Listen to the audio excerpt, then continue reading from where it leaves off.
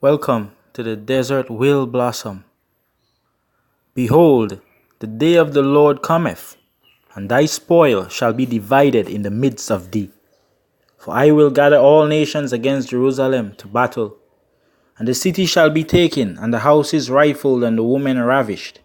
And half of the city shall go forth into captivity, and the residue of the people shall not be cut off from the city. Then shall the Lord go forth and fight against those nations, as when he fought in the day of battle.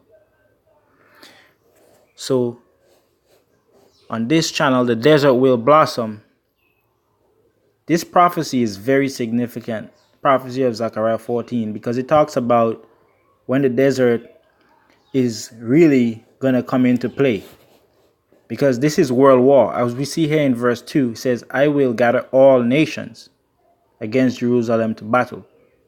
That's when Jerusalem is going to be destroyed. It says, and the city shall be taken, and the houses rifled, and the women ravished, and half of the city shall go forth into captivity, and the residue of the people shall not be cut off from the city. Not everyone in Jerusalem is going to be wicked, so God is going to only allow the wicked to be destroyed, and he's going to purify the land. So we see in verse 3, then shall the Lord go forth and fight against those nations, as when he fought in the day of battle.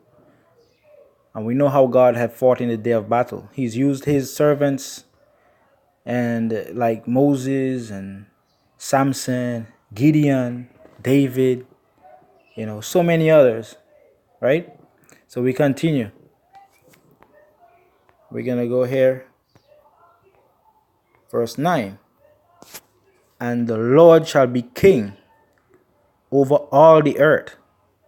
In that day shall there be one Lord, and his name one.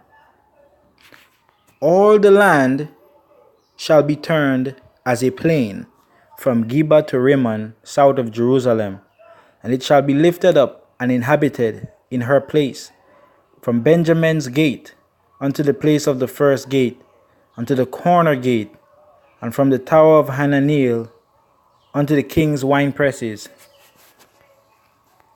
And men shall dwell in it, and there shall be no more utter destruction, but Jerusalem shall be safely inhabited. So we see God is preparing this kingdom for us, but it's going to become a desert. It's going to become a desolate wilderness after the world war. But this is in our near future. We already see the stage being set. So after the destruction of Jerusalem, God going to stand up, as we've just read in the first few verses. And then he's going to take over, and he's going to fight as in the days of battle. And then he says what in verse 11, men shall dwell in it, and there shall be no more utter destruction. Because after God stand up and fight, like in the days of battle, it's like in all the stories of the Bible, we read how God fights, right? No army could stand up against God. He's going to destroy greatly, right? So then Jerusalem going to be safely inhabited after that, but it have to be destroyed first, according to this prophecy of Zechariah 14. So that's why I'm sharing here, the desert will blossom. It's going to be a desert first, and then it's going to blossom, right? Then it's going to be safely inhabited. Let's go down and read a little more. I'm taking only the high points. Verse 16, and it shall come to pass that everyone that is left of all the nations which came against Jerusalem shall even go up from year to year to worship the King, the Lord of hosts, and to keep the feast of tabernacles. So we've seen that all the nations that have fought against Jerusalem, any of them that are left after God destroyed the rest of them, they have to come up from year to year to keep the feast of tabernacles in Jerusalem. They have to show that they are serving God. So we see that God's kingdom is going to reign supreme. Now, what's going to happen if they don't come up to Jerusalem? Let's read verse 17. And it shall be that whoso will not come up of all the families of the earth unto Jerusalem to worship the King, the Lord of hosts, even upon them shall be no rain. And that's not all. Let's hear it again. Let's hear more, I should say. Verse 18 now. And if the family of Egypt go not up and come not, that have no rain, there shall be the plague, wherewith the Lord will smite the heathen that come not up to keep the feasts of tabernacles. So they have to come up. All nations have to submit, have to serve the kingdom of the Lord in righteousness, in holiness, because God will reign supreme at this time. Verse 19, this shall be the punishment of Egypt and the punishment of all nations that come not up to keep the feast of tabernacles.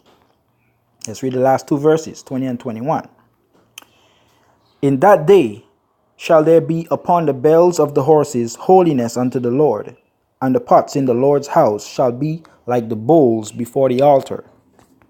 Yea, every pot in Jerusalem and in Judah shall be holiness unto the Lord of hosts, and all they that sacrifice shall come and take of them and seethe therein. And in that day there shall be no more the Canaanite in the house of the Lord of hosts. This is an illustration of the holiness, the purity of our kingdom. It's going to be a kingdom of righteousness, a kingdom of glory and of peace. Okay? No wicked people are going to enter there. So we just want to confirm that God is in charge here. Read verse 9 again, right? And the Lord shall be king over all the earth. In that day there shall be one Lord, and his name one. But as we have seen, before this happens, what's going to take place? Let's go back up to verse 1. Behold, the day of the Lord cometh, and thy spoil shall be divided in the midst of thee. For I will gather all nations against Jerusalem to battle. And the city shall be taken, and the houses rifled, and the women ravished, and half of the city shall go forth into captivity, and the residue of the people shall not be cut off from the city. Then, in verse 3, then shall the Lord go forth and fight against those nations, as when he fought in the day of battle. And then after this war and the destruction of Jerusalem, and it becomes a desolate place and a wilderness, right? Then, verse 9, and the Lord shall be king over all the earth. In that day shall there be one Lord, and his name one. And as we've read the last few verses, all the nations have to come in and worship the king. And if they don't come in, they're going to no rain on them. And then if they continue to be stubborn and don't want to come to worship God in the kingdom in Jerusalem, plagues, as we have seen here. And that's going to be the punishment, according to verse 18 and 19, of all nations that don't come up to keep the Feast of Tabernacles. And Jerusalem is going to be holy and righteous. Everything in there is going to be holy and righteous, sanctified to the Lord. So give God the thanks and the praise. And remember, the desert will blossom. Stay tuned to this channel for more.